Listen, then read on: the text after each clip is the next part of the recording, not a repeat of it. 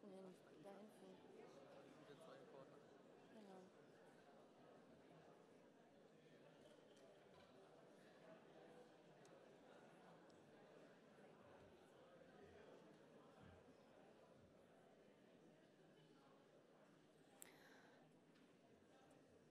Einen wunderschönen guten Good evening.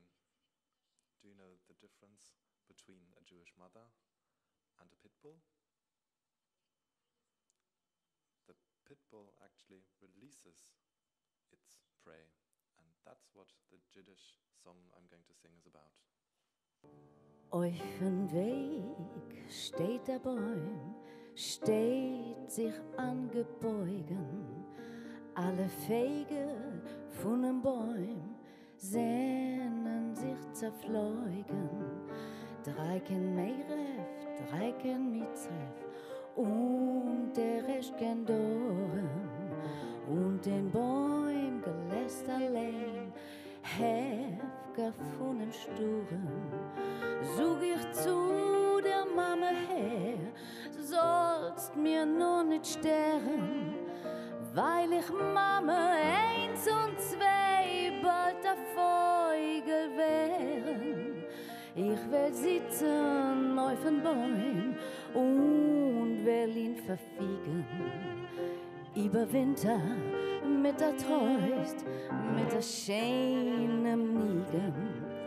Yam dibi dibi dabi dibi dibi dabi dibi dibi dabi dibi dam. Yam dibi dibi yabi dibi dibi yabi dibi dibi dam.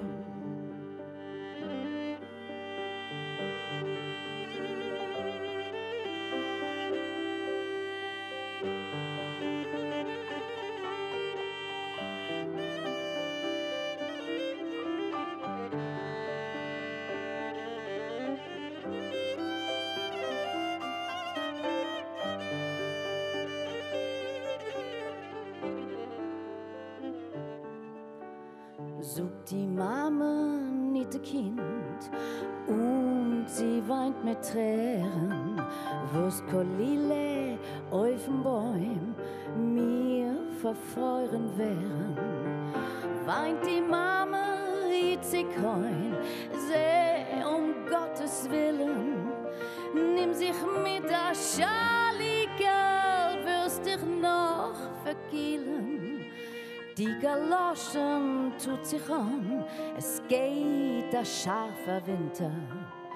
Und die Kutschme nimm euch mit, weiß mir und wind mir. Yam dibi dibi dabi dibi dibi dabi dibi dibi dabi dibi dam.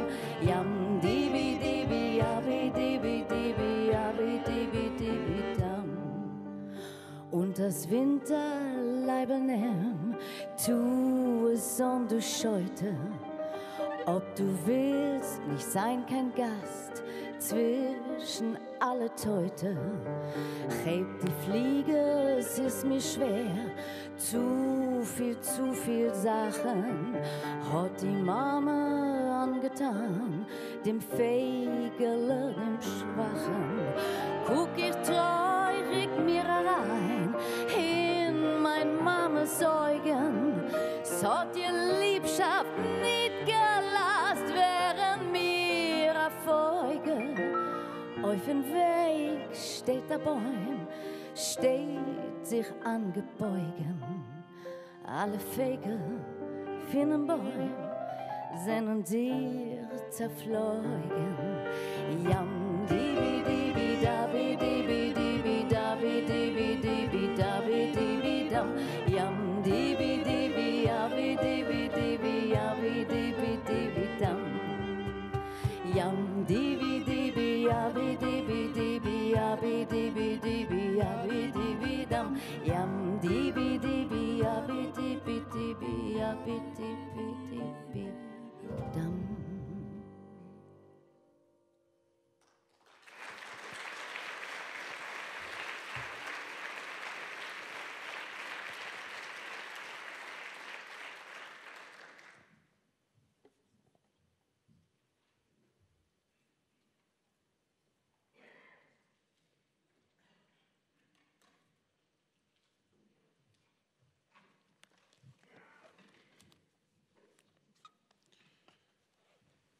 Mit großer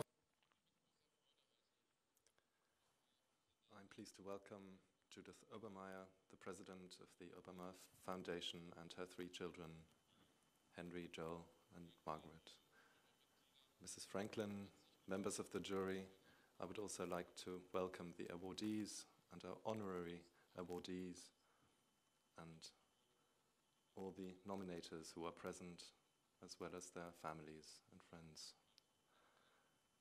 I'm also pleased to see people I know, awardees of the previous year, and I would also like to welcome our honorary citizen, Margot Friedlander.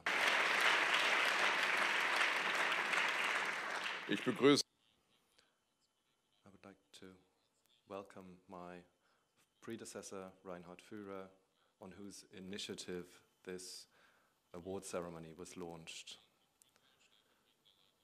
Ambassador Quinwell from the American Embassy and the representative of the Israeli Embassy. The Vice President of the German Bundestag, Mrs. Roth, and Dr. Behrendt, and the head of the Senate Chancellery, Mr. Gebler. I would also like to welcome the party group chairs and our Data Protection Commissioner, representatives of the faith communities, dear guests from abroad and from Germany. First of all, I would like to address the awardees. You have all come here tonight from very different parts of Germany, from Mecklenburg, Pomerania, from Rhineland-Palatinate, from Hesse, Bavaria, and Berlin. And for most of you, it will probably be the first time you are at the Berlin House of Representatives, and that's why I'd like to extend an especially warm welcome to you. Your visit is an honor to us, not only because you add more credit to the German Jewish History Awards with your efforts of keeping alive the memory of Jewish life in Germany, but also, as Margaret Friedlander said, because you are taking the place of contemporary witnesses like us who will not be around for much longer, as she said. Margot Friedlander is an honorary citizen of Berlin. Last year she was bestowed the honorary German Jewish History Award for her efforts in raising awareness. And I believe that her words speak volumes about the award.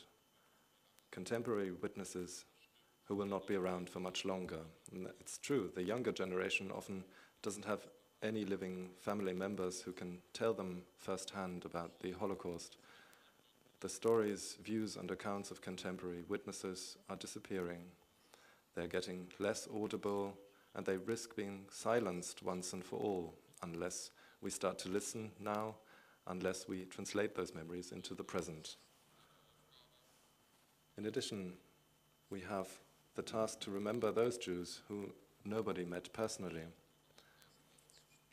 It is a part of our duty today to find out about their stories, to bring them back to life, so that we will be able to remember them in a dignified way. You, the awardees, have achieved exactly that. Your work, your research and projects makes us aware of what happened and brings the past back to life. And I think that we owe this to the Jews who live in Germany today. And in fact, it's not only about the crimes committed against Jewish citizens between 1933 and 1945. Jews have been an integral part of German culture for many centuries.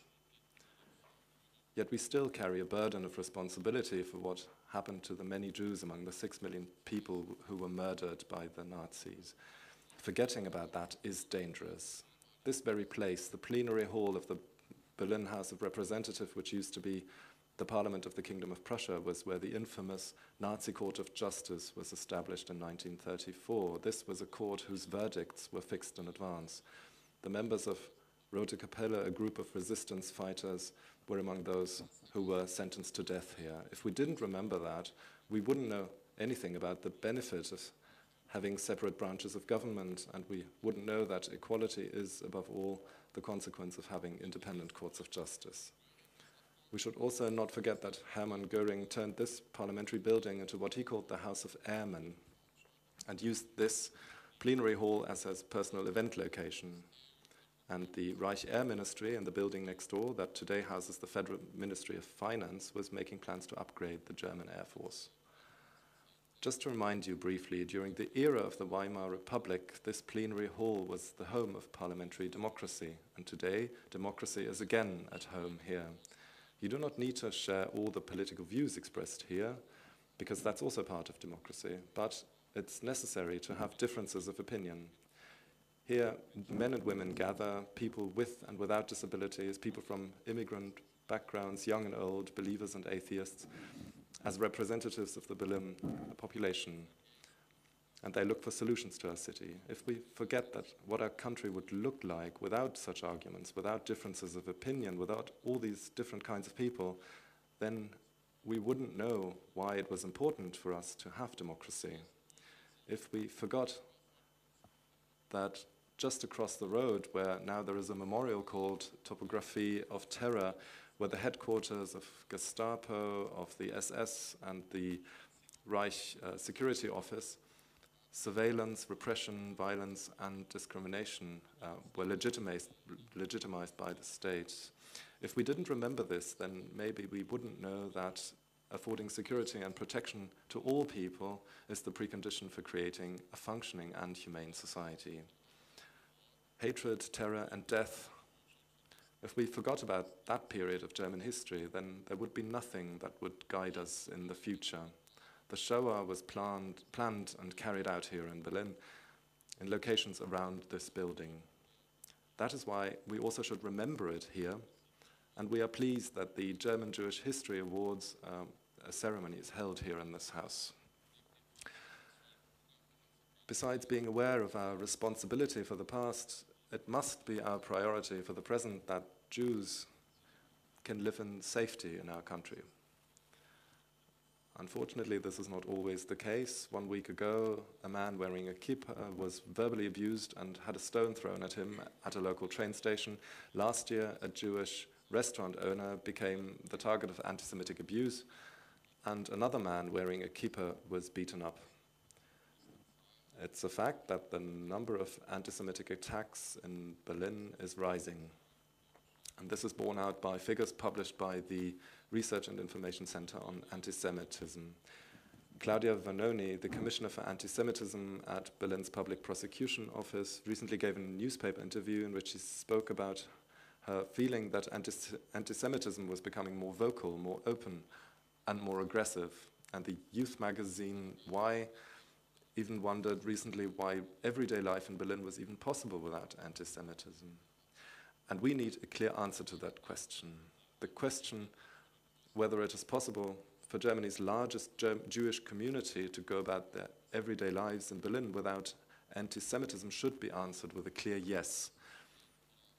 But as yet, there is no Jewish institution here that is not under police protection. No school, no kindergarten, and no synagogue. We here at the Berlin House of Representatives all agree in the streets of Berlin, everybody must be able to walk without being afraid, no matter if they're wearing a kippah or a headscarf. We have adopted a resolution entitled Combating Hatred and Intolerance, and that is our clear objective. You, the awardees, have also sent out a message. Each and every one of you has approached German history German history from a very individual perspective and has brought this history back to life. Your work is an encouragement for empathy and an open mind, and I would like to thank you very much for your commitment. Of course, I'm also deeply grateful to the Obermayer Foundation, which presents the German Jewish History Awards again this year. I wish us all a thoughtful evening, but above all, one that is filled with hope. Thank you very much.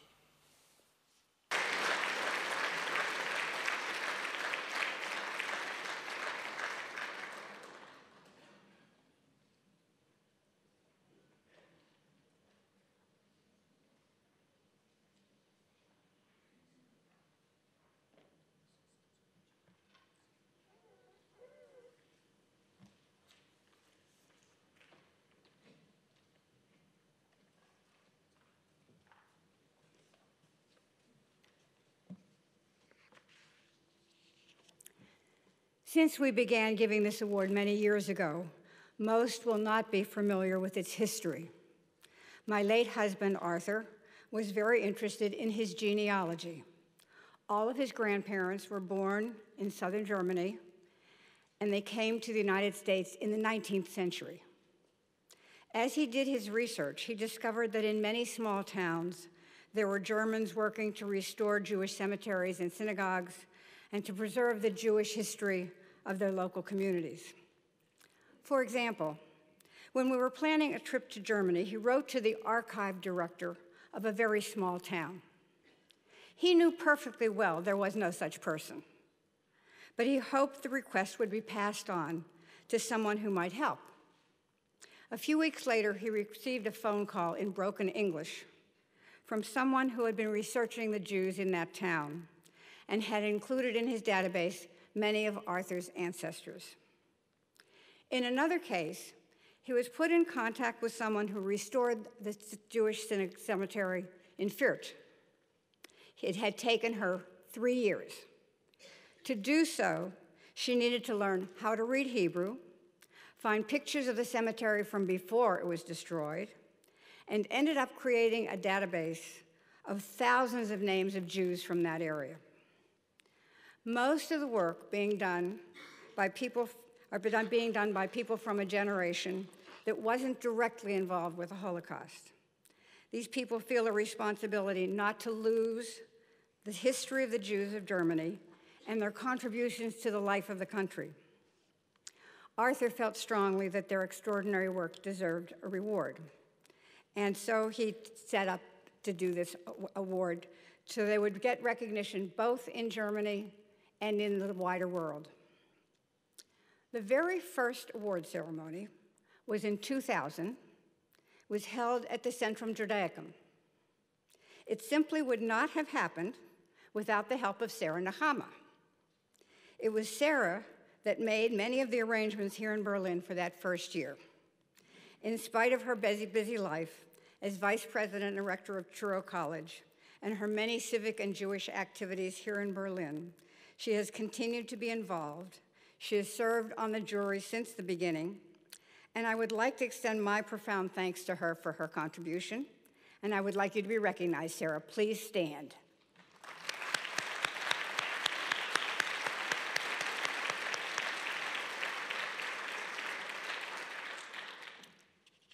The other person involved in founding the awards with Arthur was Karen Franklin.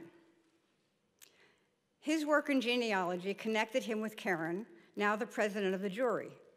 Karen is director of family research at the Leo Baeck Institute in New York and very involved with both genealogical organizations and Jewish museums, here and internationally.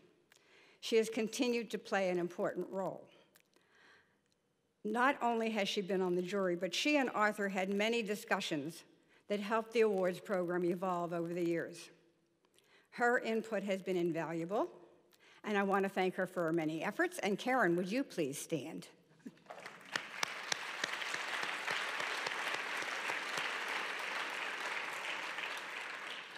Lastly, I'd like to say a word about how we got here at the Berlin Parliament. Back at their very first award ceremony at the Centrum Judaicum, Reinhard Führer, then the president of the parliament, was in the audience, and I'm happy to see that he's here today, too. At the end of the ceremony, he came up to us and asked us if we would consider having the ceremony here in the parliament, and I'm very glad we said yes. That started a wonderful partnership that has gone on for nearly 2 decades. While the politicians involved have occasionally changed, the Parliament's desire to give recognition to our awardees has not waned. We could not ask for a better partner than President Wieland. Initially, he welcomed us enthusiastically and has been actively supportive over the years. In fact, we have seen the support for this event grow even further while he's been involved, and I wish to thank him very much.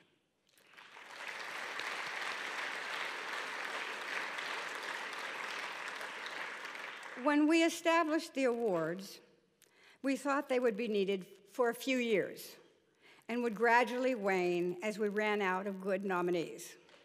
We also thought that interest from the Jewish diaspora would also decrease as the generations passed. We were wrong on both counts. The number of worthy nominees has not gone down. In many ways, it's gone up, as you can tell from the current group of awardees. The event has grown in importance, and the awareness has grown, and we are receiving more and more publicity about the award each year. My children promised my husband that they would ensure this award program would continue after he was gone. He would be thrilled to see what they have undertaken. Their involvement has brought new energy and ideas to the program, including an expansion of the work to enhance its impact. It is with great pride that I turn to our children to guide the future of our work here. They are all directors of the foundation, and I would like to introduce them now. Henry Obermayer, Marjorie Raven, and Joel Obermayer. Please stand.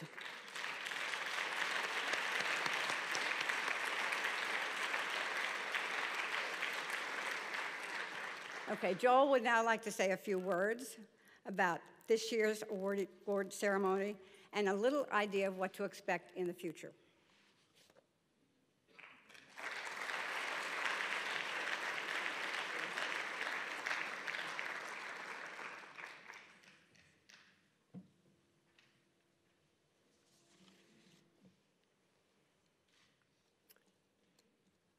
That's a hard act to follow.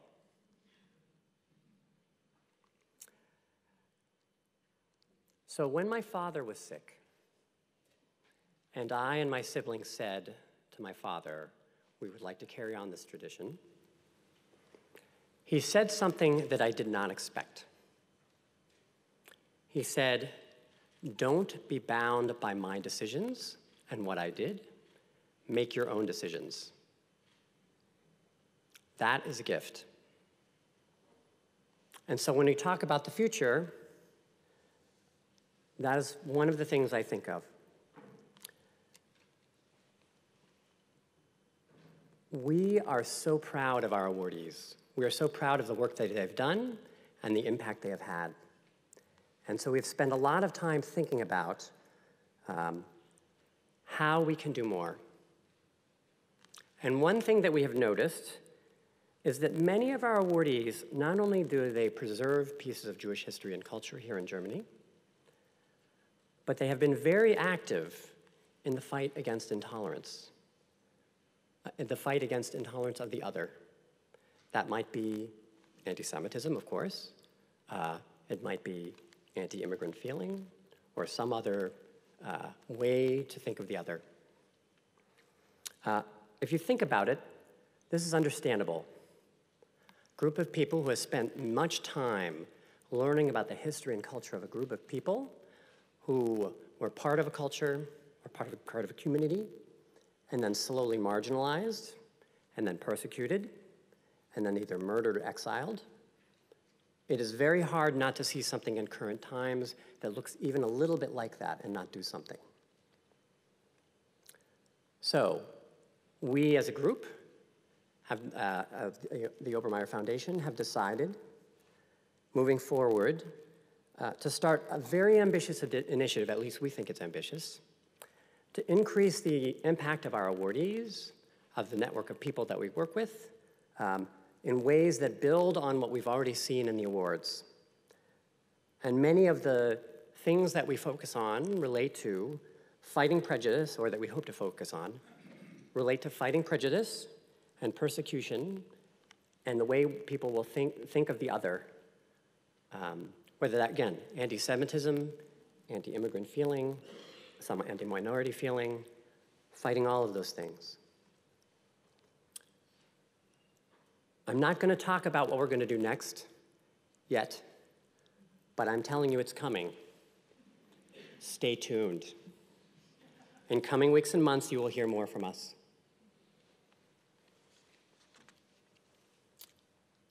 And now I'd like to take a minute to thank a few people. So there are certain people here without whom not only would this award ceremony not happen, but many of the things that make its impact strongest would not happen. So I'd like to recognize a few people. I'd like you to stand. Please hold your applause until I've mentioned all of them. So first of all, Betty Solbior, who has been coordinating this project since the very beginning. Hold on, please. Please stay standing. Heike Kahler, who has been our translator and this year for the first time has acted as a guide to every single awardee, guiding through the entire process. Tatiana Kirschner, I don't know where she is. Tatiana, are you here? There she is, in the back, of course, working on public relations here in Germany, where we have had much, much more awareness than we've ever had before. Andrea Boel, over there, stand up, please, who has been working on how to tell these stories in an impactful way.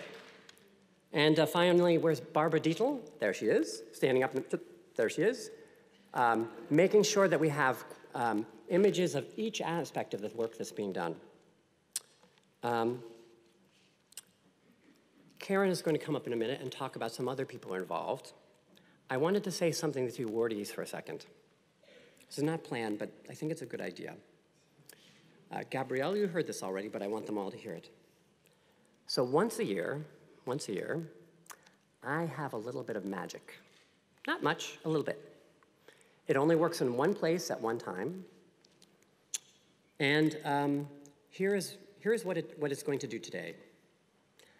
These awardees have done spectacular things. They're ready to tell you about them, and they will receive awards, and they deserve it. They're also very nervous. My magic says that if you come up here and take a deep breath before you start, your nervousness will disappear. And I look forward to hearing everything you have to say. Thank you very much. Karen, please come.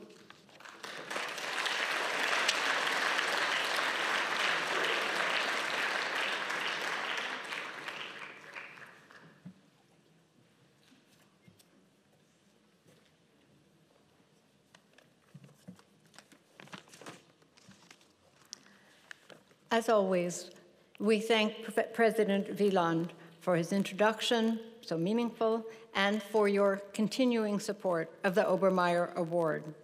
This has been an extraordinary year for the program, thanks to the generous support and commitment of the Obermayer Foundation and the Obermayer family. This year, the program has expanded its vision, as you just heard, assisted awardees in their work, helped them communicate with others in the field, and brought worldwide attention to their activities, as evidenced in the New York Times article that came out today that highlights the awards program and Frau Schramm. We honor Arthur's memory and thank his family here this evening. And indeed, there could be no greater tribute to Arthur's memory than the extraordinary passion with which his family has kept his dream alive, embracing and continuing his life's work. Tonight marks the 19th year of the awards program and the 6th year we are presenting Distinguished Service Awards. Last year, we established a pre-awards forum, and yesterday, over 20 of awardees from previous years exchanged information about their activities, listened to challenging lectures, and I would like to ask all the awardees from previous years to rise in their places now. You're here, I know. Yes.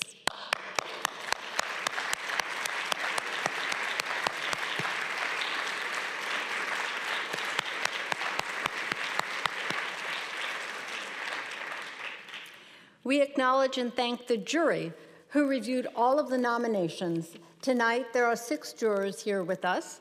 In addition to President Wieland, they are, and I ask them to rise in their places, but please don't clap until the end. There are Hank Obermayer, Arthur's son, representing the family and the Obermayer Foundation. Dr. Sarah Nahama, Executive Founding Director of the Berlin branch of Touro College, whom we heard about just a few moments ago. Dr. Frank Mecklenburg, Chief Archivist and Director of Research at the Leo Baeck Institute, New York, who reviewed and evaluated all of the supplemental materials.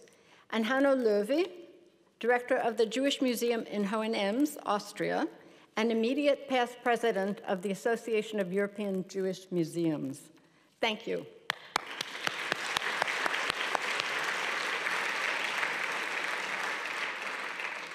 We also acknowledge Professor Dr. Rabbi David Ellenson, who could not be here tonight. Professor Ellenson is former president, now acting president, and Chancellor Emeritus of the Hebrew Union College Jewish Institute of Religion in New York, Los Angeles, Cincinnati, and Jerusalem. And we are very grateful for the support of the Protocol Office here, headed by Karen Brandis and Sabina Hahn. Karen, are you here? Thank you again.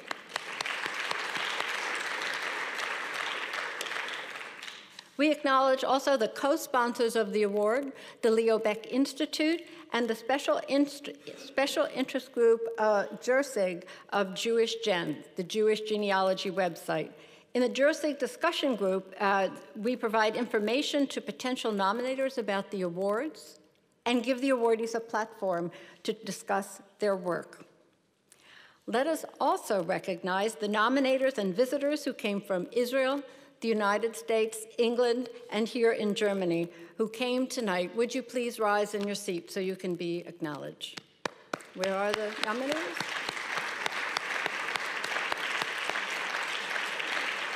Yeah.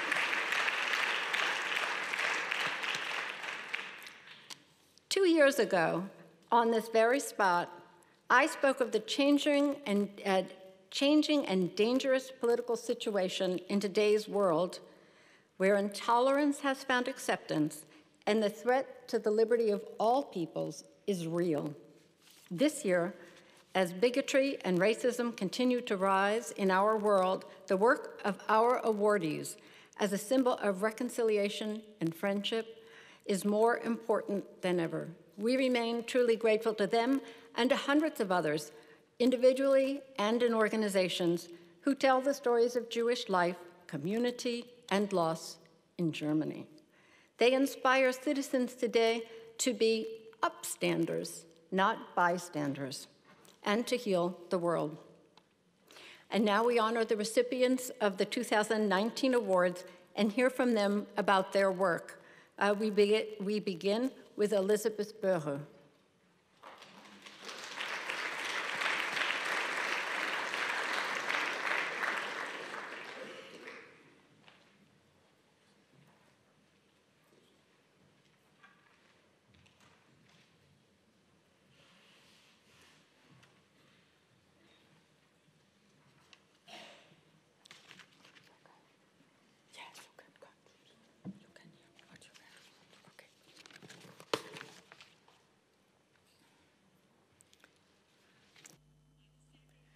Ladies and gentlemen, representatives of the Obermayer Foundation. Today I receive a great token of respect. The Obermayer Foundation bestows the German Jewish History Award on me, and I would like to sincerely thank you for this. Now I would like to give you some insights into my work. In 1991, I worked as a tour guide for the city of Schweinfurt to cater the needs of the invited former Jewish citizens.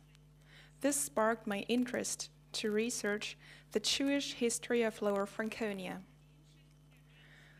Deciphering the inscription of the more than 300 gravestones at the cemetery Schweinfurt, documenting and feeding them into the database of Jewish Gen saved information that could no longer be read on the gravestones today due to weather damages. When descendants of Jewish families came to Lower Franconia in the aftermath, I cared for them, drew up pedigrees, located the former houses for living and working, made visits to them possible, and located graves on Jewish cemeteries. For me, all of those encounters were impressive and emotional. I would like to mention the visit of Margareta Calvary and Faye Salmon in 2007. Both women have known each other since school. On this picture, you can see their close bond, today and in 1936 in the courtyard of the synagogue. Besides further family visits, documentations, and tours on cemeteries, and contributions to the Yearbook of my region, from 2011 to 2015, I worked for the project Country Jews from Lower Franconia, which resulted in a touring exhibition and 2 accompanying publications. Moreover, I keep on supporting all common databases on researches of Jewish histories. For platforms, I documented cemeteries, like the one from Oberwaldbehrungen, let the inscriptions be translated, and compare the information with official entries. Dana Leigh Strauss, who, besides Joachim Hahn and Sarah Cohen-Ronan, nominated me for the Obermayer Award, has been an acquaintance of mine for several years. Back then, she came to Lower Franconia to find tracks of her family's history. Her grandparents and her father had fled. Her great-grandparents had been deported. The son of the family that bought the house of her great-grandparents gave her a picture of the former building. The same happened in Wüsten, Sachsen in Hesse, where the house of her grandparents was located. I also devoted my attention to the families Goldman and Sachs. After a gravestone with the name of Joseph Sachs from New York was found at the Kleinbadorf Cemetery, I started looking for his identity. Through researches in archives and American databases, I found out that he was the father of Samuel Sachs, the son-in-law of Marcus Goldman. One fate that still touches me to this day is the one of the family Schuster from Nordheim. In 1938, the grandfather was killed in the November pogroms. His daughters were able to flee to the United States. Other family members were deported. To remember them, Stolpersteine, the brickstones, were laid in October 2017. 2018 was another eventful year with visits from descendants of Jewish families, commemoration ceremonies for 80 years of November pogroms, and genealogy, such as for Mr. Teilhaber from Berlin, and I'm glad that he can be here with us today, who, as I found out, shares an ancestor with Theodor W. Adorno. I would also like to mention Jack Steinberger, born in Bad Kissingen, who in 1988 won the Nobel Prize for Physics. Together with his family, he visited his old home several times, and Schöningen, the birthplace of his father and his forefathers. The Bad Kissinger School is named after him. His niece, Elisabeth Steinberger, was my main nominator for the award, and I would like to pass the floor to her.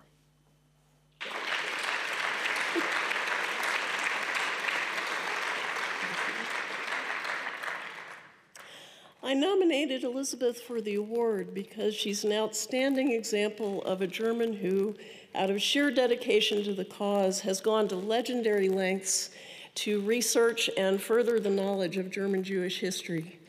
Elizabeth, thank you so much for going to great lengths and doing your best to heal the relationships damaged by the Holocaust. Thank you.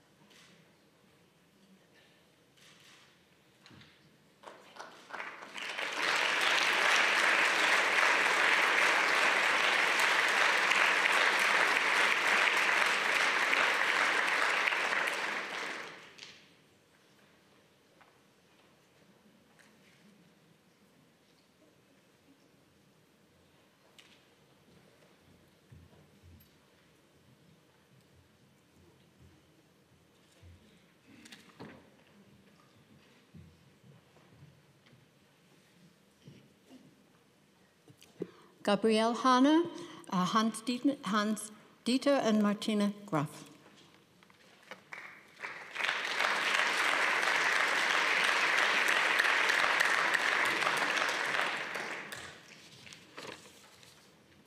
I'm going to breath right now. Sehr geehrter Herr Präsident. President, ladies and gentlemen. First of all, we would like to thank the Obermayer Foundation for this distinguished award. Thank you to Professor Dr. Sanford Jacobi, Joe Schwartz, and Jack Myers for the nomination. We also are grateful to the Protestant communities, parishes of Gimsheim, which have made our publication of the Jews of the Alt-Rhine region possible. We would also like to thank our own families who have put up with our time-consuming research for so many years. We are my sister-in-law Martina and my brother Hans-Dieter Graf, and we have been researching the history of emigration from the Rhine-Hessen region in the 19th and 20th centuries, especially of the Jewish population. We are tracing people's footsteps that they have left in their old and their new homes, and we are asking the question how they managed to build up a new life in their new homes. We are trying to find possibilities of creating links between the past and the present, while also taking present news in the mind. Our frequent articles in newspapers, in journals and yearbooks, and our presentations, we keep the public up to date because it is important to us to involve people at a local level. Our first joint book was entitled From the Rhine River to the Cape Fear River, is about the life of Abraham David from Gimsheim, who comes from the Rhine-Hessen region and immigrated to America in 1862. He became one of the largest men's clothing company owners in the southeast of the USA. We also created a copy of an advertising catalog of Hart, Schaffner and Marx, a men's clothing company from Chicago, which still operates under that name today. The founders of that company, the brothers Max and Harry Hertz, who later used the name Hart, came from Eppelsheim in Rhine-Hessen. We also published a book called Stepping Forward into the Past. This is a travelogue of Joe Schwartz, whose parents managed to flee from Germany to Canada. He had a conversation with a Protestant pastor on a flight from Frankfurt to Tel Aviv, and that was an incitement for him to come to Germany, motivating him to visit the former home of his parents and grandparents. And he gives a very moving account of what he witnessed on this journey. Our children's book, Moppy and Peter, The True History of Two Dogs During the Nazi Era, was written by us together with our Berlin friend Raymond Wolf. It is aimed at children starting at the age of 10 and describes the events between 1933 and 1942 in a cautious way. It is a story about the exclusion, persecution, displacement, and ultimately deportation of a Jewish family from Rhine-Hessen. Our book, The Jews from the Alt-Rhine region, traces the history of families from Eich, Gimsheim, and Hamm from the beginning of the 17th century to the present. Our research on Abraham David made us aware of the diversity of Jewish life in the Alt-Rhine region and made us aware of how closely linked the families were from the beginning. We used the work of Günter Reich, the former mayor of Gimsheim, as a basis,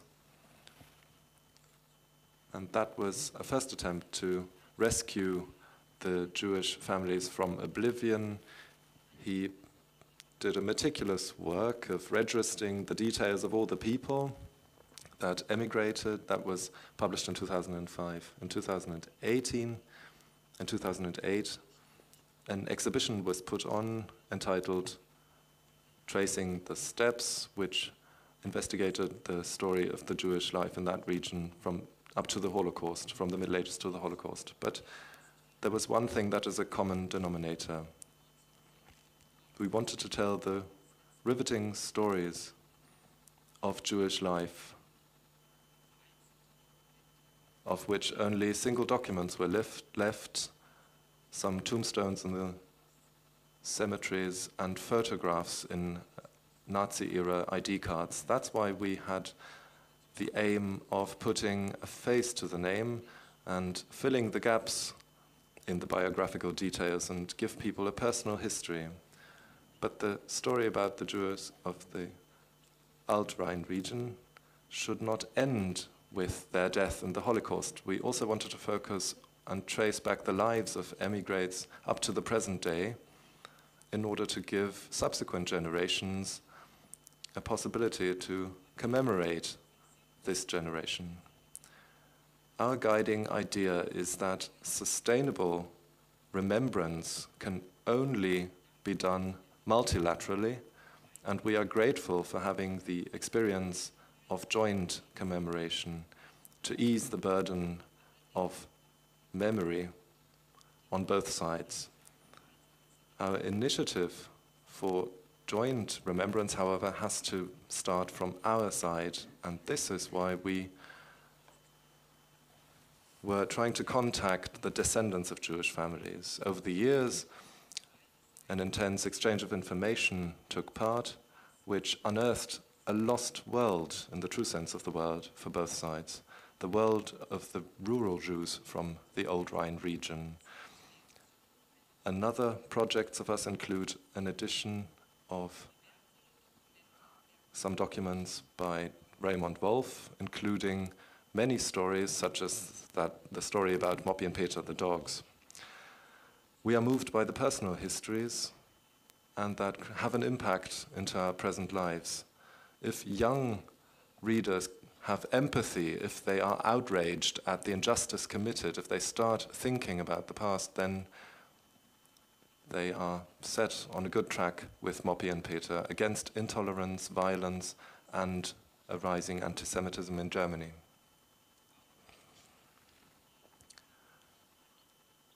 Also, the history of the former synagogue in Eich is very moving.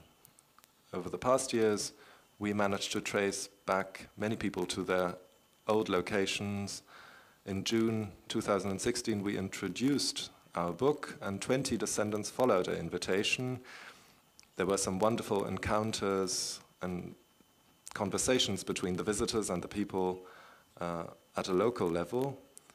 They commemorated the past, they looked ahead to the future, and they wanted to launch common projects. Everybody was appalled at the bad state of repair of the former synagogue. The building was erected in 1890, which is a protected landmark, is now used as a storage space.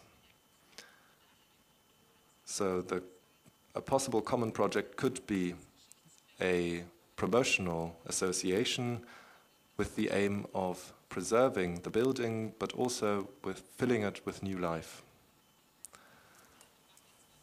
The last boys were Otto Jacobi and Bar Khan to celebrate their bar mitzvah. Unfortunately, he died shortly before his 90th birthday a couple of months ago. Our dear friends, Howard Khan and Sanford Jacobi, I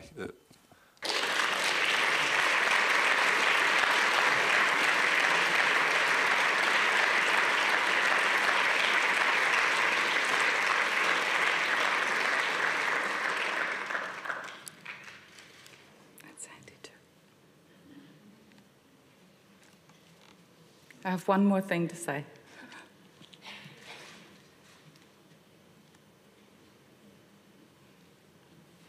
Gertrude Kahn Halberstadt.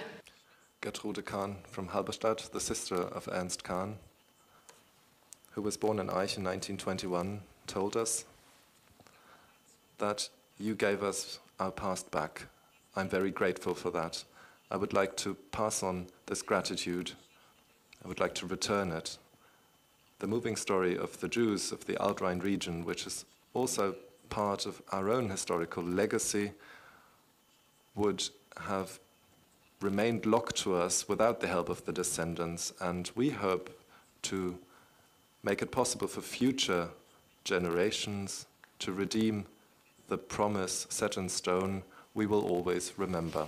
Thank you very much for your attention.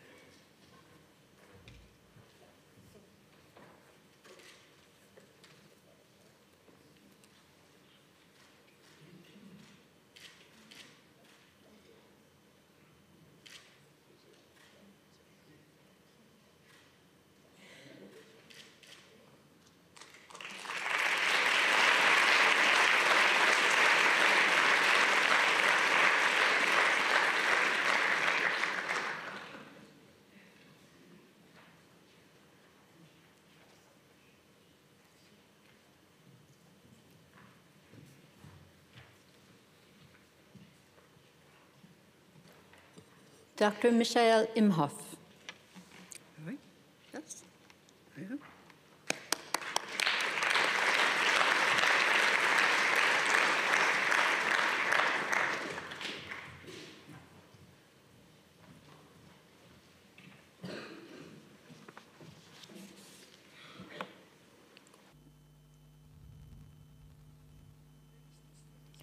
If I am not for myself, who will be for me?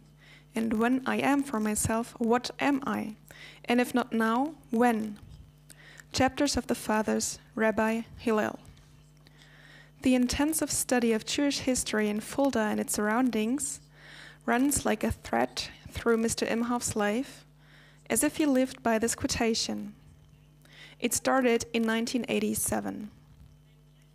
At the meeting of the former Jews from Fulda, Dr. Imhoff got to know Michael Kahn from Jerusalem, the son of the family of the last Fulda rabbi who fled in 1938.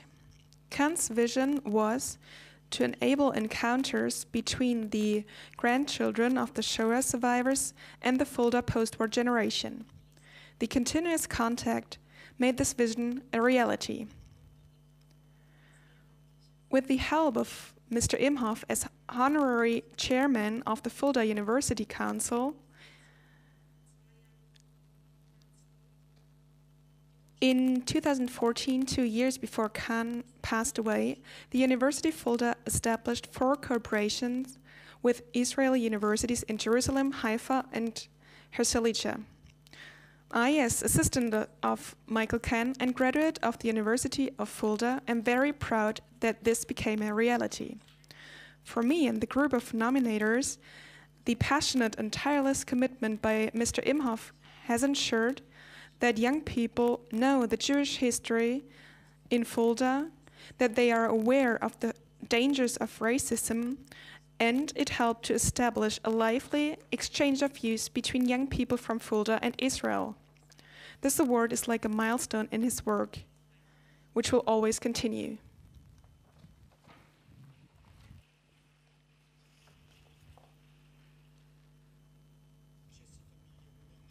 Family Obermayer, it is my great honor to be nominated for the well-known Obermayer Award and that I was chosen to be granted this award. The phone call by Mr. Mecklenburg from the Leo Bax Foundation in New York at the end of October was a very moving moment for me. Thank you very much for the words full of praise, Mrs. Karasik. That you came from Jerusalem is particularly important for me. I highly appreciate it. I also would like to thank my friend Joachim Schulz, who is also here today. He has supported me in my activities for years, content-wise and also on questions of how to convey things. When we talked about how this ceremony today will be shaped, I was presented with different opportunities on how I could present my work, a talk, a report on my work, a PowerPoint presentation, or a film.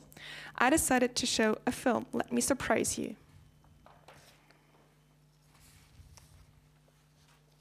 A duty towards the Jews of Fulda. For 3 decades, Michael Imhoff has been researching the history of the Jews in the region of Fulda. The former director of the school board for teacher training does not keep his knowledge to himself. Mr. Imhoff shares it with other people, which he considers his duty. His newest project is a window of remembrance. It is located in Fulda's town center.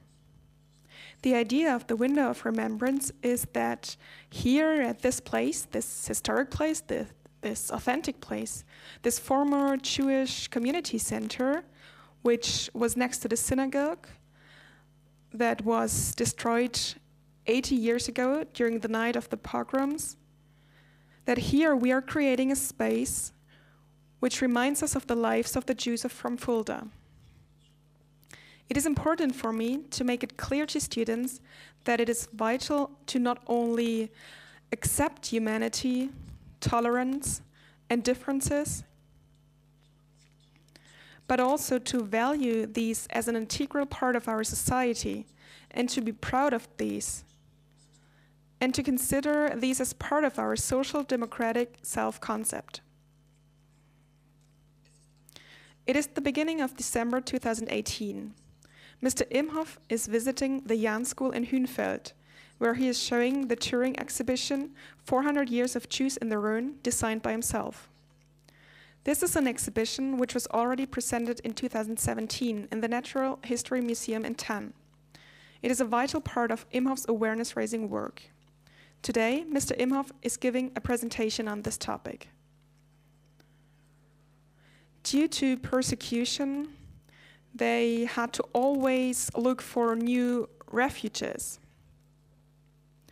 In a later stage, which you can see here in 1678, the first Jews arrived in Tann. Maybe in your minds you can always translate it to the present time. What are people doing? Where are they looking for refuge when they are persecuted? 500 years before our time, 500 years before. Some time ago, we looked into the murdered Jewish students of the Freiherr vom Stein school. This was the school most Jewish families sent their children to. We found out that 104 were murdered. So out of 600 students, 104 were killed. The oldest one was over 80. The youngest ones were your age, 18 or 19 years old.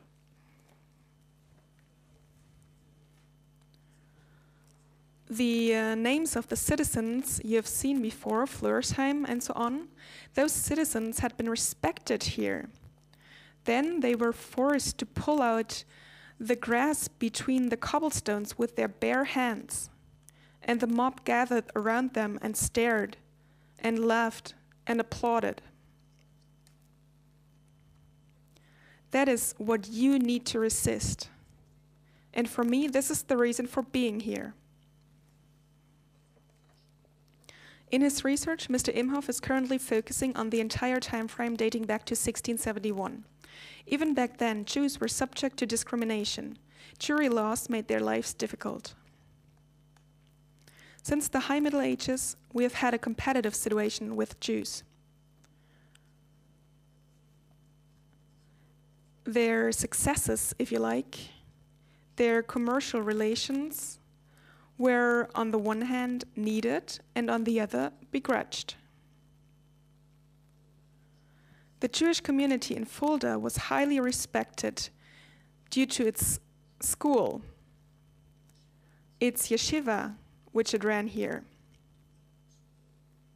which was a Torah school. There was always a large number of students coming to Fulda to study at this yeshiva. It is also important to me to show the continuity Judaism has had in our region since the Middle Ages, and the importance of these people, the Jews, for the cultural, the economic, the social development in our cities. I consider it an essential task to show this, also on behalf of the descendants of the former Jews from Fulda. Ich danke Ihnen. Thank you.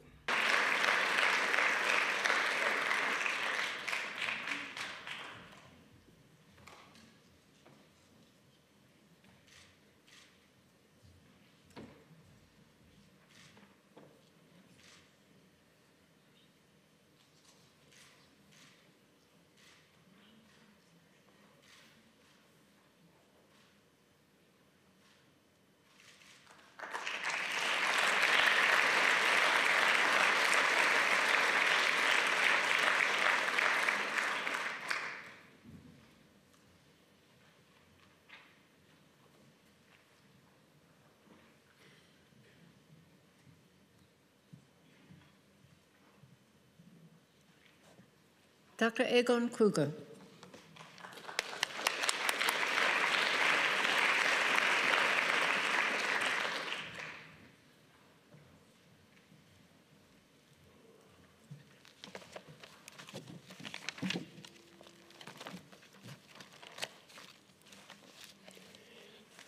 Sehr geehrte President of the Berlin House of Representatives, Dr. Obermayer, ladies and gentlemen,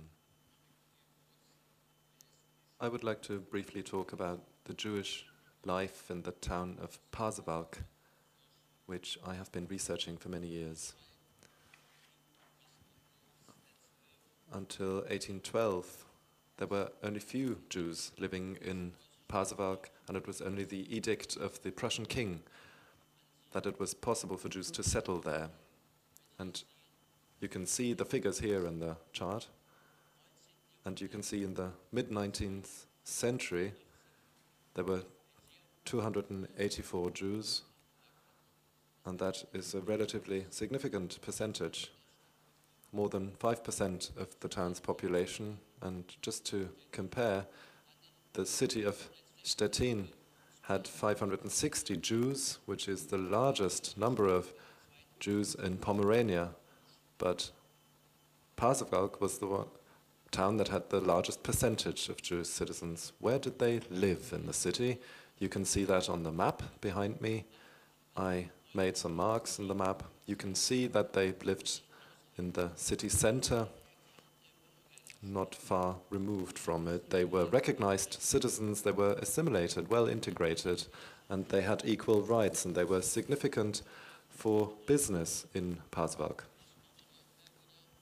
That is something that needs to be stressed. If you look at the table with the professions, of course you see a lot of merchants and traders, and peddlers, but also other business professions. I would especially like to mention the owner of a production facility, Paul Behrendt, who owned a big plant. His great-granddaughter is actually present today. And even at the beginning of the 20th century, he had more than 220 employees. Here you can see him together with his wife in 1934. His wife was also deported. She was very sick at the time, and she died in 1939. I'm just showing you these manhole covers that were produced by him. You can find them in Pasewalk, but you can also find them all over East Germany and in Poland, even in Königsberg and Silesia and Oppeln. They are documented. They still exist and serve their purpose. In Pasewalk, in 1835, a synagogue was constructed, and in the middle of the 19th century, a cemetery was built for the Jewish population. And here are some pictures of that cemetery. On the 9th of November 1938, the cemetery was completely destroyed and desecrated so that it was impossible for people to be buried there. And the Jewish population was effectively expelled from Pasewalk. But today, there is a large memorial stone on the cemetery, which was erected in 1949. And the cemetery still exists in its former dimensions. During East German times, it was renewed, renovated. It is 40 by 60 meters wide, and you can see the David Star in the gate, which was crafted by craftsmen, and it is now part of the Jewish community of Mecklenburg, Western Pomerania. The synagogue was located in Bramstrasse. It was a relatively simple building, a half-timbered house, which was destroyed in 1938 and completely burnt to the ground. It was not permitted for the fire brigade to extinguish the fire. The firemen told me that the SS and SA members threatened to shoot them if they extinguished the blaze. In 1988, on the occasion of the 50th anniversary of the pogroms, we installed this memorial plaque which remembers the synagogue, and on the 8th of November 2018, we erected this memorial stone. I fought for this for a long time, also procured funding, and I'm very happy that we succeeded. However, there's also a negative side I would like to mention, namely the deportation of the Jewish population from Pasewalk. It's really just a small town, and all Jews were deported. And even those who left before they were deported became victims of the Holocaust. There were 78 who are documented, and here we can see the inauguration of some stumbling stones, of some memorial plaques on the ground. There was the head rabbi of Mecklenburg, Pomerania. He's now 93 years old, but he still attended. He's a very good friend of mine. And this was a particularly cordial occasion, heartwarming occasion. And now we gave those 78 Jewish citizens their identity back. There is a saying that says, as long as the name of a person is still remembered, he is still alive among us. And this is something that needs to be emphasized. My research was summarized in 2 books. The first was published in 2009, and the second was published in 2017. You can see the titles in the presentation behind. And this documents Jewish life in Pasewalk. To conclude, I would like to thank for the great honor that is bestowed on me. I would like to thank the Jewish citizens who nominated me for this award. Irene Black from the UK, who is here tonight with her daughter, Rosemarie Paliza, who unfortunately could not come tonight because she is ill. Shaba Shalom, who is also progressed in age, but her son is here. Uri Rosanan from Israel, and Gabriele Ronan, also from Israel. Thank you very much from the bottom of my heart for your nomination for this award. Thank you very much for your attention. And thank you also to the Obermayer Foundation. Thank you.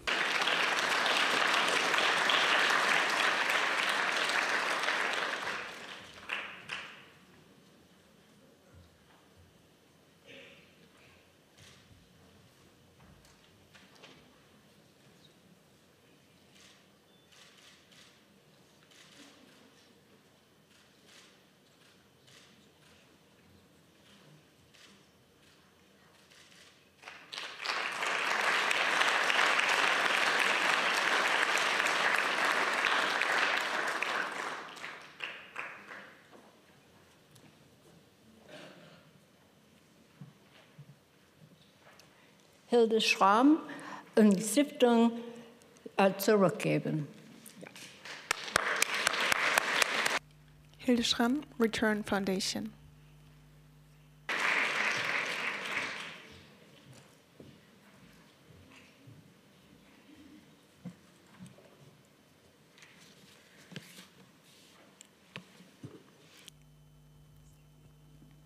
Ladies and gentlemen, President,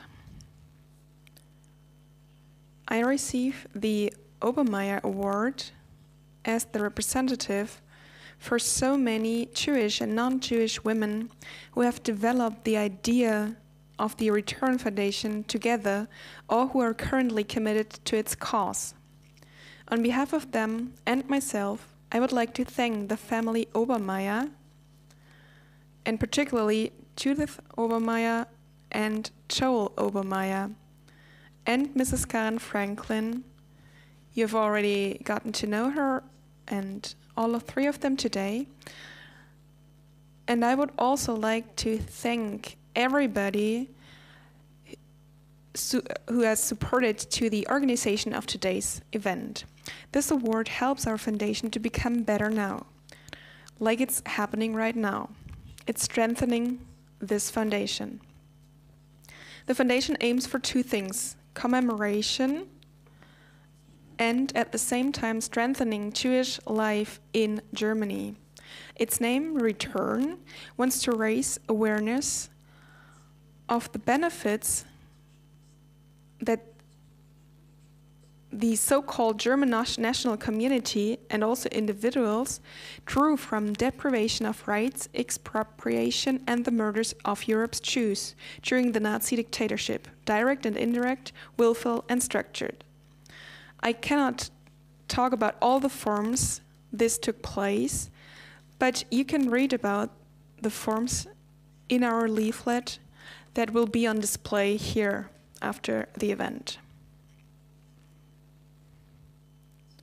Material benefits resulting from the suffering of the Jewish population was something the German society and most of the families have kept quiet about over decades. Likewise with me, whose father is Albert Speer. In the middle of the 90s, when we founded this foundation, the topic was still a blind spot in the revision of the Nazi past. Many details were hidden to us as well. The foundation appeals to the descendants to return things of their own free will, even in cases where legal regulations do not apply. In reality, however, returning goods is only possible in very rare cases. There are almost no survivors of the Holocaust, and the long phase of suppression of these thefts erased the tracks. However, due to our donations that we receive and without which we could not continue the work of the foundation, we know that there are people in Germany, younger and older, who, without being culpable themselves, want to return something to the descendants of the victims. Often, they do not even have motives from their own families or biographies, but they understand and they have a sense of responsibility. They're looking for ways to translate this wish into appropriate action. The foundation embarked on such a way by supporting Jewish women living in Germany today in the fields of art and science.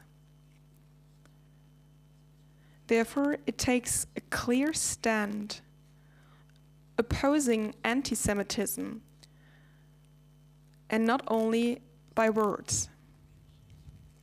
The promotion is an appreciation of the specific contributions of Jewish women to a common present and a common past and common future.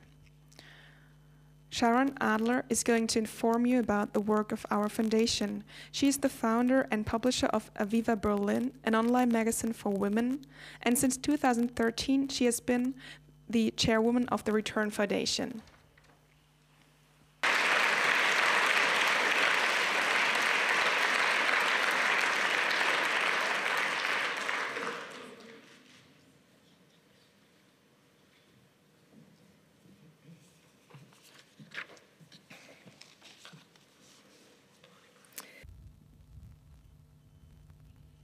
Hilde, Obermayer Foundation, and jury, delegates, awardees.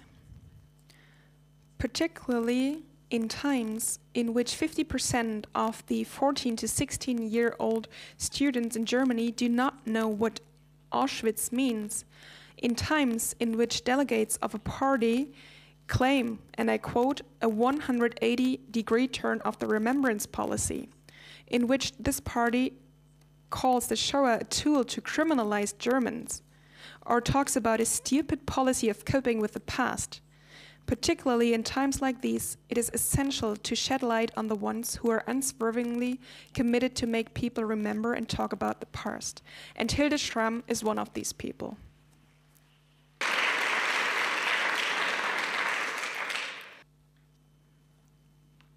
Contrary to most people of her generation, she has not kept her difficult legacy, the role of her father during the Nazi dictatorship, a secret, but made it public. And even more, she made the conscious decision to return something. I would like to sincerely thank you for this, Hilde.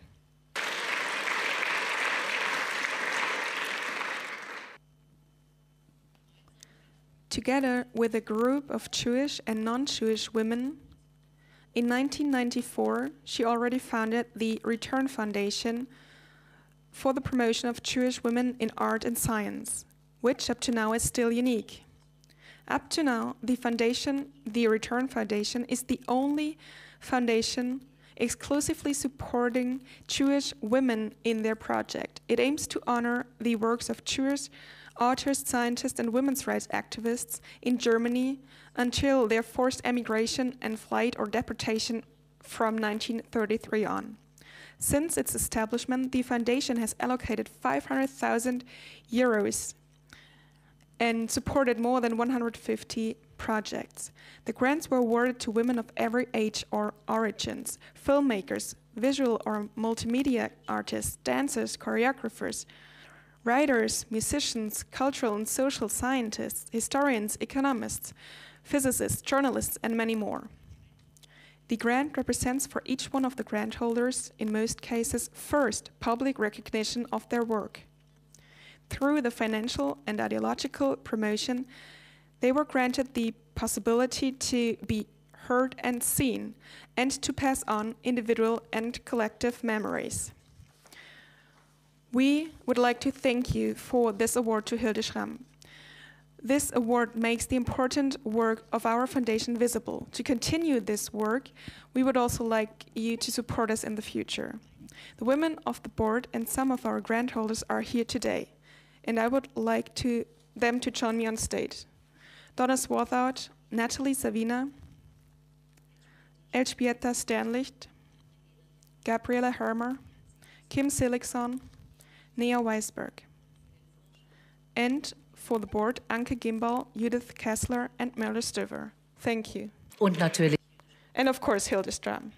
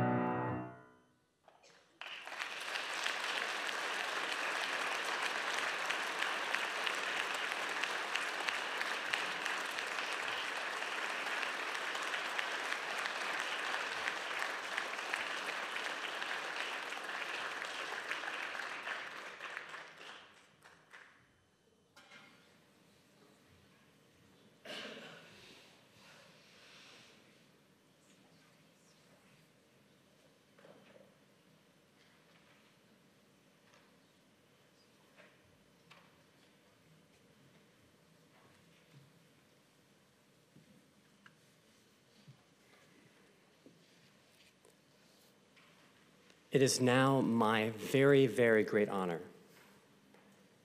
to bestow the Distinguished Service Award on somebody who worked very directly with my father on his own work.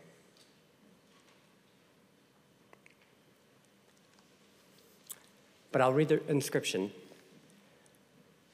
And the inscription is both from the award in general and from me to you. Benina Schoenhagen, in recognition of your passionate commitment to interpreting and bringing to life the rich history of the Jews of Augsburg and surrounding communities. You encouraged former residents and their descendants to share their family histories, helping them build treasured new relationships while spreading a powerful message of tolerance and mutual understanding.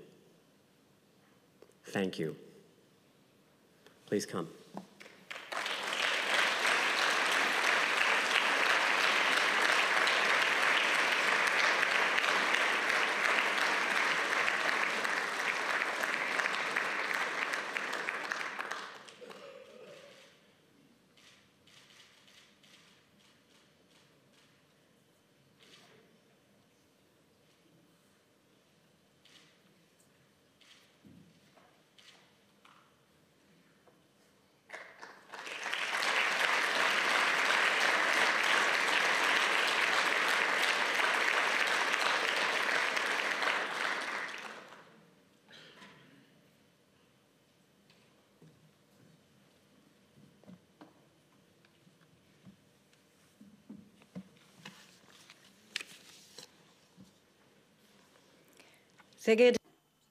Ladies and gentlemen, descendants of the Jewish community in Augsburg and Kriegshaber, I'm deeply grateful and honored to have been selected for the Distinguished Service Award of the Obermayer German Jewish History Foundation.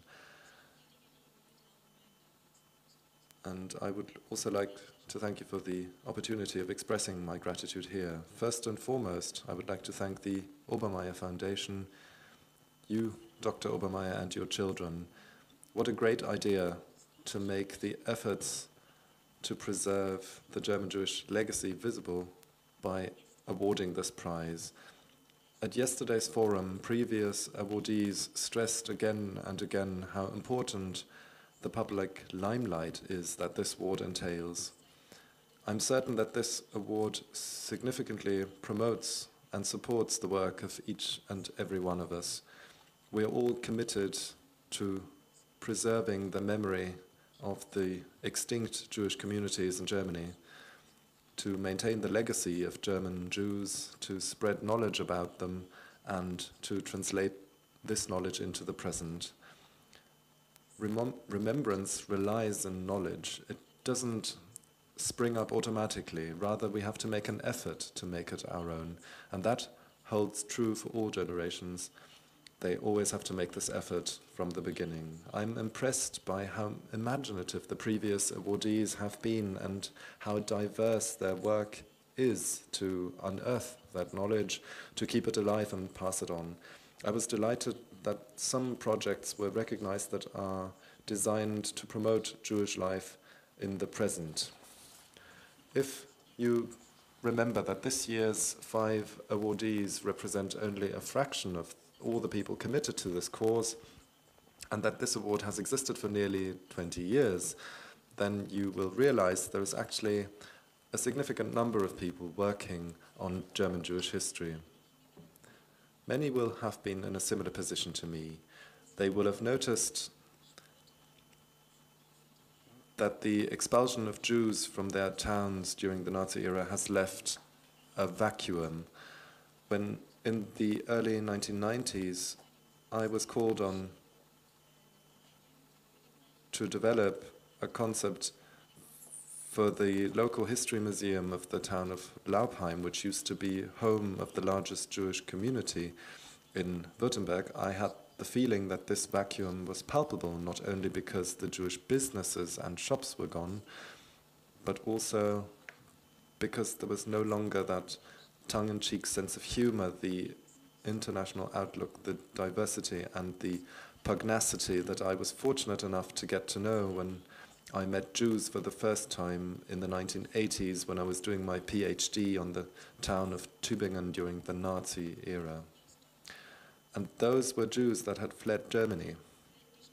Today, the voices in Europe calling for history to be rewritten and for the chapter of the Nazi era to be closed once and for all are getting louder. Even in the German parliament, I'm appalled that the message of never again that was so evident in 1945 and that has allowed us later generations to come to terms with the past, that this lesson seems to have been forgotten not only in Germany but all over Europe. Of course, it's only a few people who are raising their voices, oblivious to history, and there is strong democratic resistance against them. But that is exactly what our work is intended to promote. Take on responsibility for life in our communities.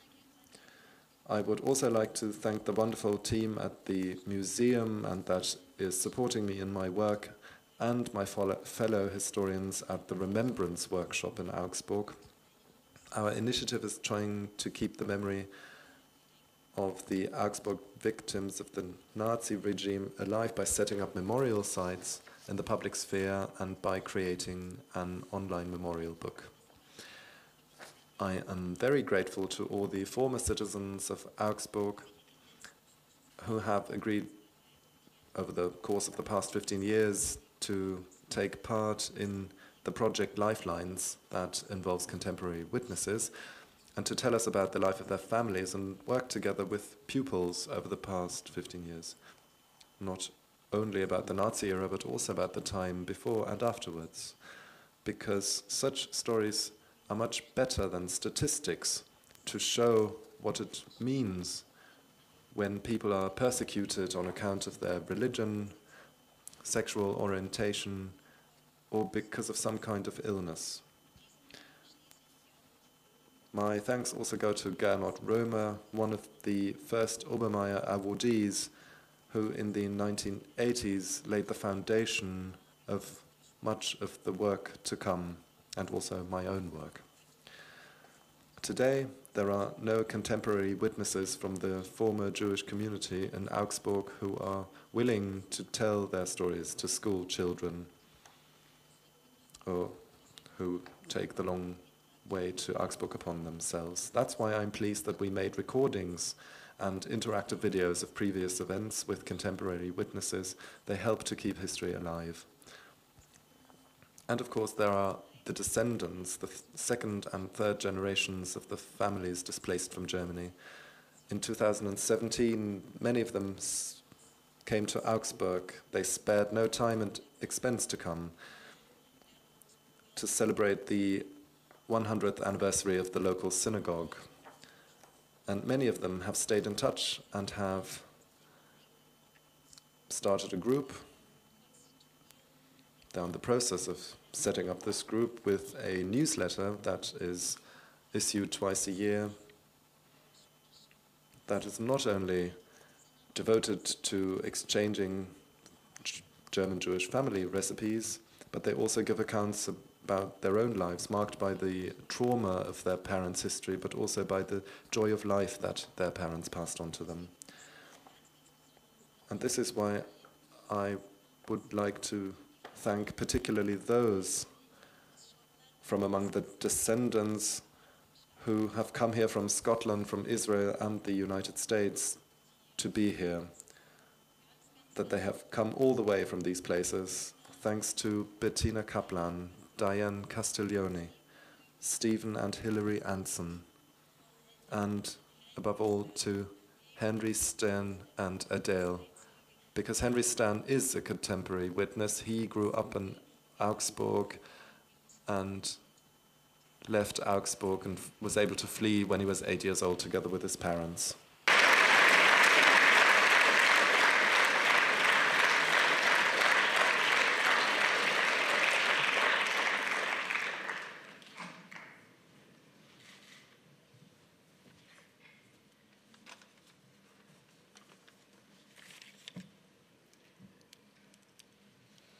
You know, Benigna, I should say Dr. Benigna Sharon, you're remarkable. Your tireless efforts and constant attention to detail, her sensitivity, her intellect, her acute interpersonal skills have enhanced the new legacy that is Germany. Her energy and cogent understanding have a huge impact on Germany's awareness of what once was vibrant Jewish culture in Augsburg and Greeks Harbor and other Bavarian communities. She has enlightened young and old alike as to what passivity and boorishness can produce and how easily individuals of authority can create very dark history. Dr. Schoenhagen has unstintingly worked towards amassing artifacts, researching their origins, and recording and exhibiting them in the Augsburg Jewish Cultural Museum that we should all visit. It's really outstanding. The synagogue also is a remarkable building, and people that have come over with the descendants were surprised at the facility and the history behind it. She reached out and contacted many of the witnesses, myself, survivors, descendants, to get more insight into their personal experience and applied to the events leading up to and during the Pogromnacht. She has a special educated instinct for facilitating interpersonal communication about a difficult, almost unspeakable time in world history. For her, dates and data were not enough. She also collected personal recollections and stories. She used these narratives in the series of publications entitled Lebenslinien that gave families an opportunity to reflect on what had occurred and also a reason to pull out their own documents, photographs, and special items and passports. And I'm still looking for documents. These passed on to Benigna were the beginnings of a timeline of their shattered family history. Benigna and her staff went on to research the ancestors, where they lived, who knew them, if they lived in Augsburg or surrounding towns, the actual residences and burials. We visited many, many cemeteries at the last meeting of descendants. In many cases, she was instrumental in putting families' recollection and broken timelines back together and adding a new, sometimes unknown information. I found a lot of unknown information with your research. Benigna and I communicated regularly over the years on the preparation of my family's Lebenslinien book. When I arrived in Augsburg, I was amazed to find there were 13 or more such books documenting the lives of Augsburg Jewish families. And upon my return to New York, I discovered volumes of these books in the New York Center of Jewish History. The Lebenslinien series became the basis for adult and student workshops. German students, high school students, of all backgrounds, listened to a witness, myself or other witnesses, as they told the story and explored the documents and photographs prepared by the staff and presented the family experience in their own words, in their own understanding. These future German adults will have a very heightened sense of empathy as a result of this experience. The first time I talked to German students, I felt a little funny. They were blonde and blue-eyed and all that. The second time I saw a mixture. I saw Turks. The last time I saw Syrians and certainly Muslims. And they understood what I was saying. Some of the experience I had with discrimination and humiliation, that is not the way human beings should be in any country, in any place in the whole world.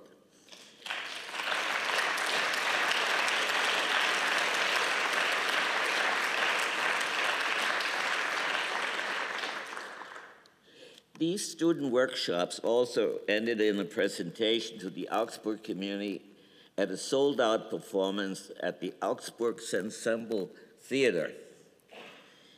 An actress read poems from my brother's volume about our murdered girl cousins, as well as some of the letters from the Lebenslinie. Dr. Schönhagen skillfully organized and moderated the program, and I was really inundated with members with expression of gratitude and interest. The impact of my Lebenslinie experience of my family has been profound. Whereas they had been reluctant, initially didn't want to provide the information, which I found very true when I attended the last time when the Erinnerungsband were put out. I realized some of the descendants, the great-grandchildren, they told me, you know, my parents never talked about it. They tried to keep it quiet. And today, I think it's necessary to talk about it. This has provided additional information to the museum, and people have been coming back, researching their homes for memories. Dr. Schönhagen has honed a fine relationship with national and local governments and representatives.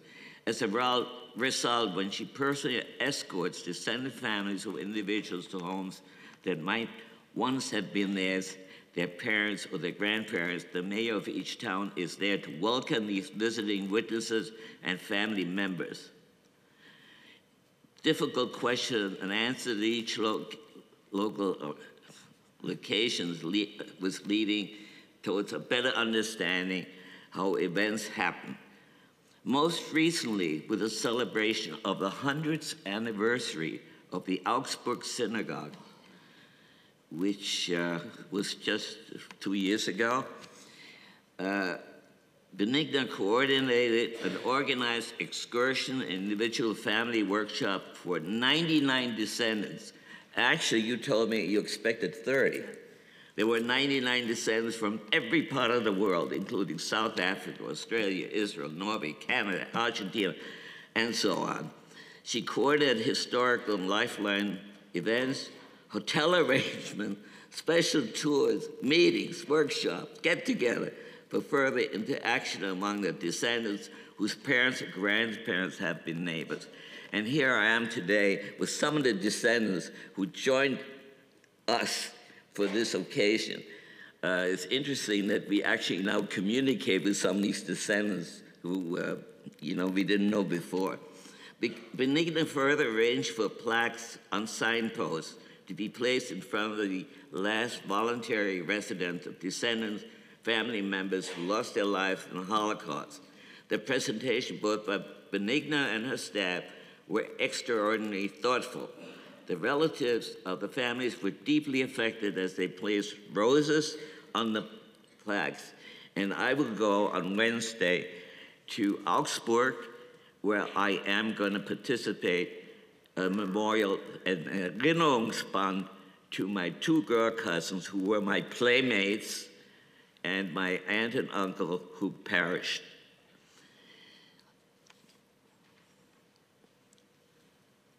On one of these occasions, I noticed in Augsburg, we were in front of a department store and people were shopping and they were wondering what's going on here at that lamppost, because they didn't have Stolpersteine. They had the lamppost as the urn, and that was the Erinnerungsband.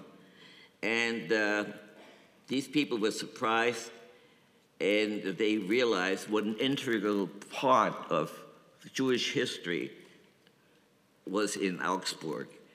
Benigna's intellect, empathy, and skill in encouraging the non-Jewish and Jewish communities, Annahof, and so forth, to pursue interpersonal communication about a deeply emotional experience and human relations is beyond outstanding. I want to thank the foundation, the Obermayer Foundation, for recognizing you and making this possible. Thank you. Thank you.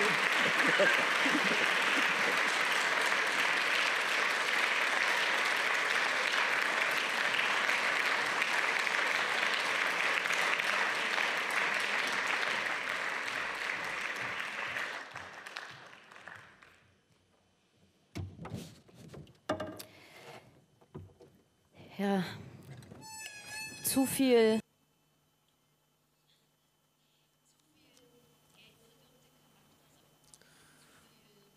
Money isn't good for your character. Too much love is oppressive.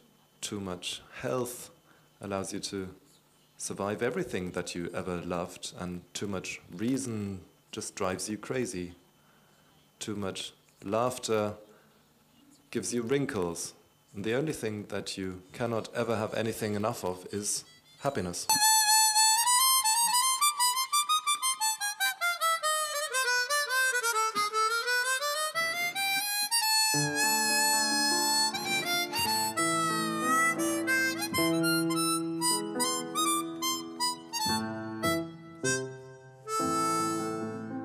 Ein Mensch muss haben Masse, das ist doch festgestellt.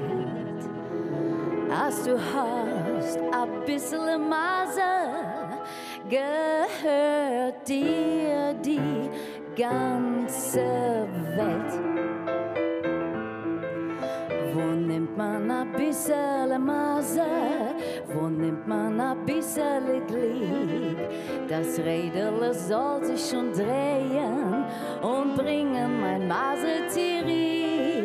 Die Welt, sie ist doch beschaffen, vor allen Menschen gleich. Wo nimmt man a bisschen Chotschig, a bisschen nimmt man a bisschen Glück? Wo nimmt man a bisschen Chotschig, a bisschen nimmt man a bisschen Glück? Ja, ba, ba, ba, be, ja, ba, ba, be, ja, ba, ba.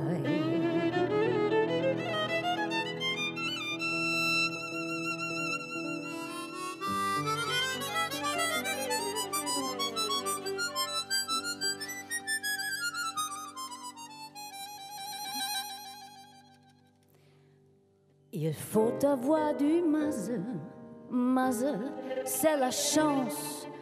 Si vous avez du masse, mais vous avez le monde et l'espérance. Si vous n'avez pas du masse, il faut pas insister. Si vous n'avez pas du masse, attendez, attendez. C'est vous qui le pensez. Il y a des gens fauchés et d'autres millionnaires qui ne savent pas signer. Faut avoir du masse, masse c'est la chance. Si vous avez du masse, les restes est sans l'importance. Yo ba ba ba be, yo ba ba be, yo ba bébé.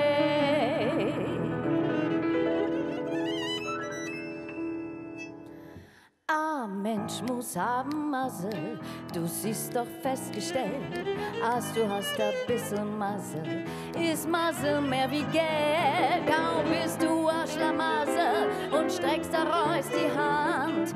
Du läufst daher, du läufst dahin, du schlagst dir Kopf an Wand. Man kennt mich Gewähren von Klären, frag ich dich, als einer hat Millionen und kennt mich unterschreiben sie. Ein Mensch muss haben Masse, du siehst doch festgestellt, als du hast ein bisschen Masse, ist Masse mehr wie Geld.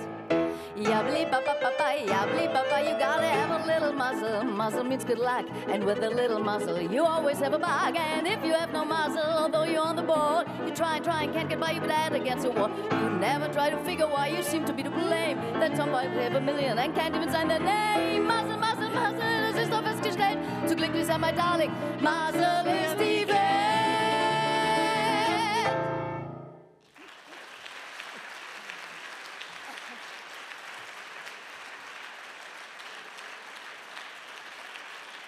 Dankeschön. Thank you very much. We're going to say goodbye and would like to thank you with a very beautiful love song, Jewish love song. Maybe you all know it, so please just sing along if you like.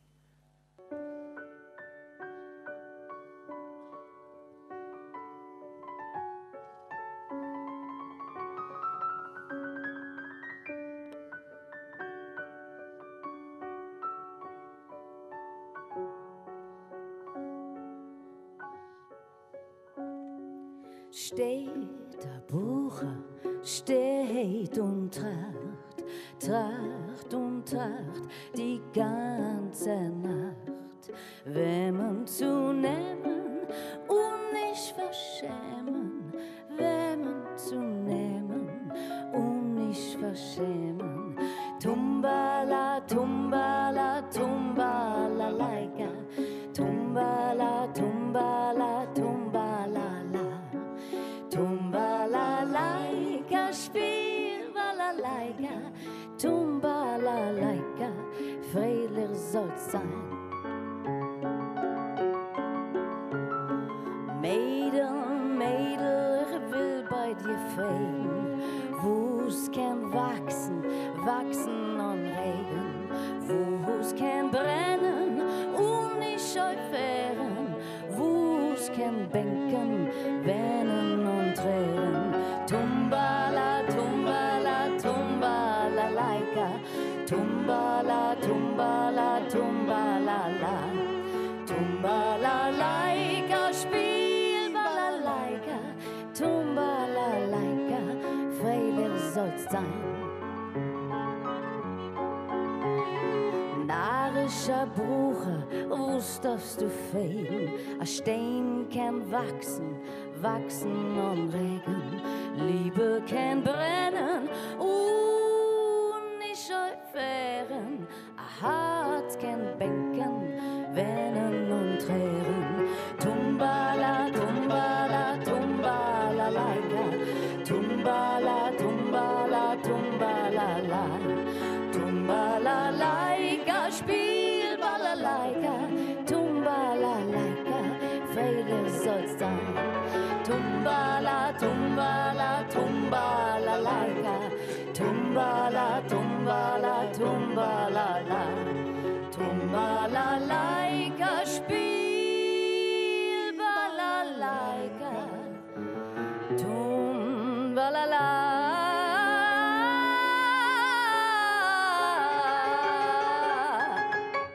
Tumbalala.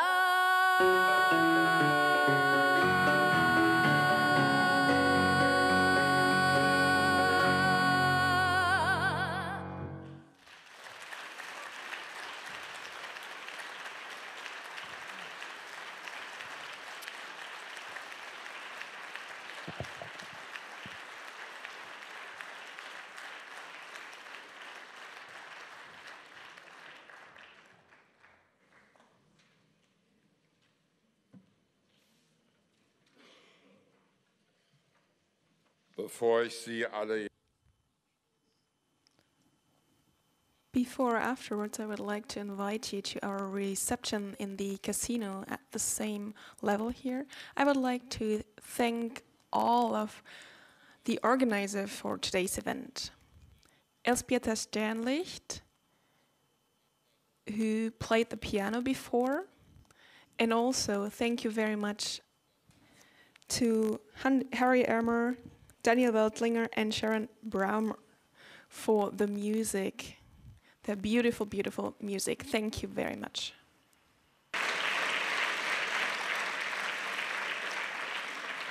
ja, Sie alle. I would like to invite all of you to talk to each other, and we'll see each other again next year. Thank you so much.